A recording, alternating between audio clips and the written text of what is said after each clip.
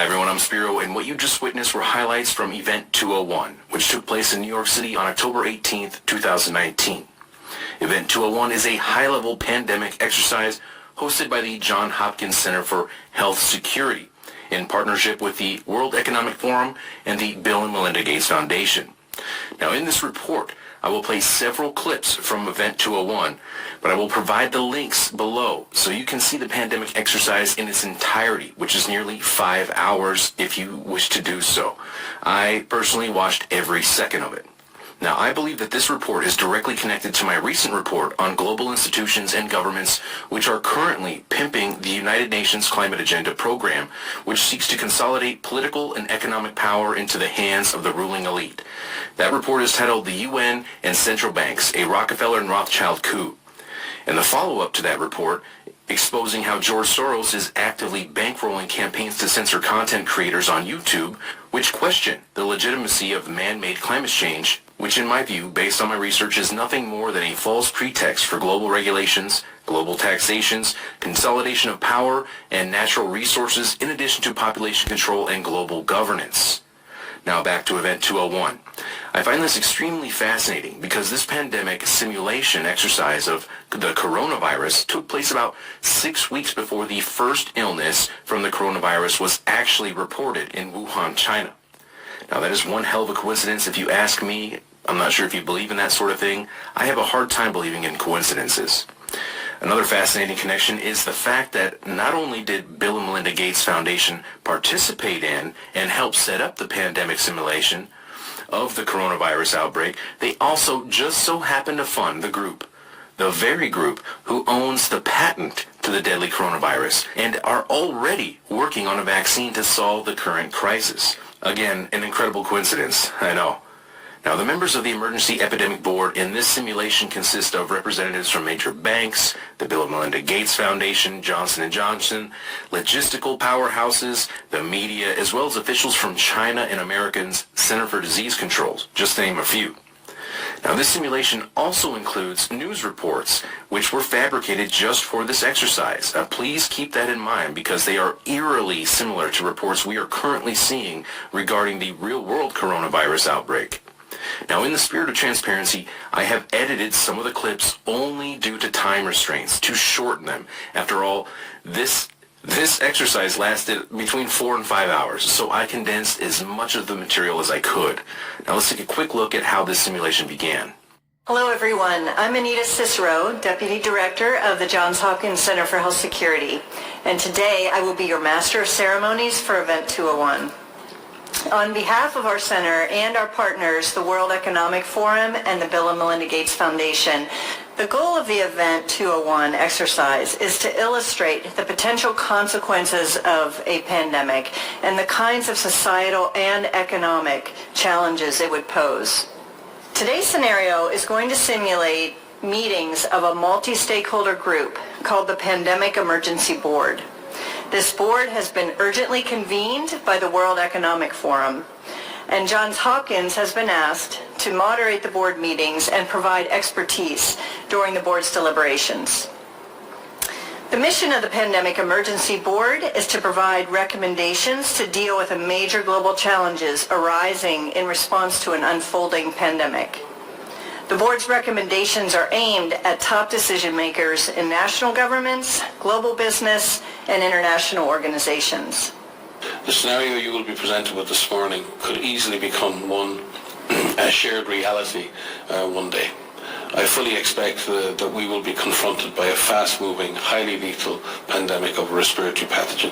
It began in healthy-looking pigs, months, perhaps years ago. A new coronavirus spread silently within herds. Gradually, farmers started getting sick. Infected people got a respiratory illness with symptoms ranging from mild flu-like signs to severe pneumonia. The sickest required intensive care. Many died. At first, the spread was limited to those with close contacts, healthcare personnel, co-workers, and families. But now, it's spreading rapidly throughout local communities. International travel has turned local epidemics into a pandemic spanning the globe. Just 3 months ago, CAP started in South America, but has now reached several countries with more than 30,000 cases and nearly 2,000 deaths. Now, this pandemic simulation was broken up into 5 segments ranging from transportation and trade to communications and continuity of infrastructure. Some of the most shocking material is in segment 4 regarding communications. Let's take a quick look. Again, this is a simulation of a coronavirus outbreak which took place only 6 weeks before the actual coronavirus outbreak. Global health experts have highlighted that and misinformation are wreaking havoc on the CAP's response. Health workers are under attack in a number of locations due to rumors that they are purposely spreading the disease. And response efforts in many places have had to be suspended because of concerns around violence. Pharmaceutical companies are being accused of introducing the CAPS virus so they can make money on drugs and vaccines, and have seen public faith in their products plummet. Unrest due to false rumors and divisive messaging is rising and is exacerbating spread of the disease as levels of trust fall and people stop cooperating with response efforts. This is a massive problem, one that threatens governments and trusted institutions. National governments are considering or have already implemented a range of interventions to combat misinformation. Some governments have taken control of national access to the internet. Others are censoring websites and social media content. And a small number have shut down internet access completely to prevent the spread of misinformation.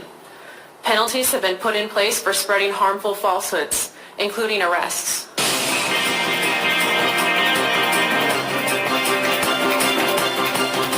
Alarming news emerging from social media companies today about the CAPS pandemic.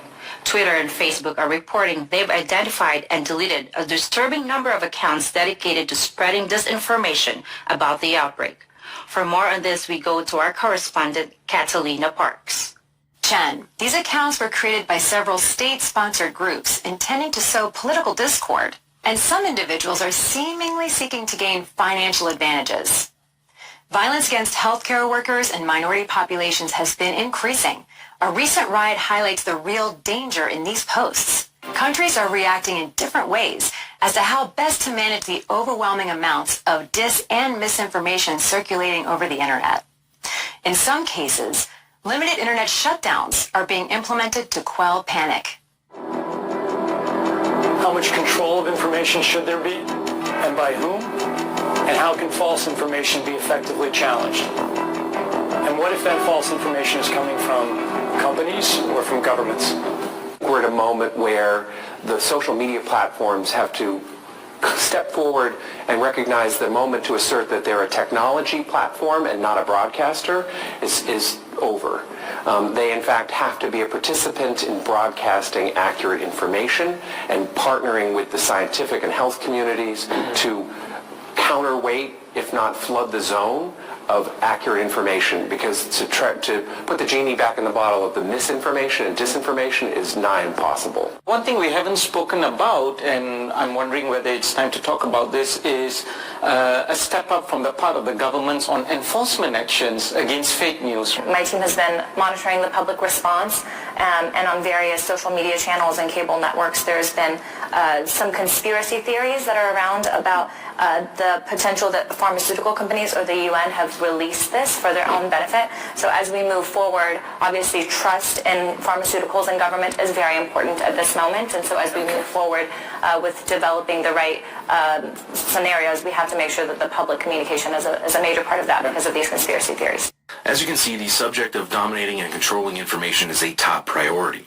While I understand that fake news is and can be very dangerous and damaging, we must keep in mind that governments and the media have an extensive track record of dishonesty and selling outright lies to the public all of the time.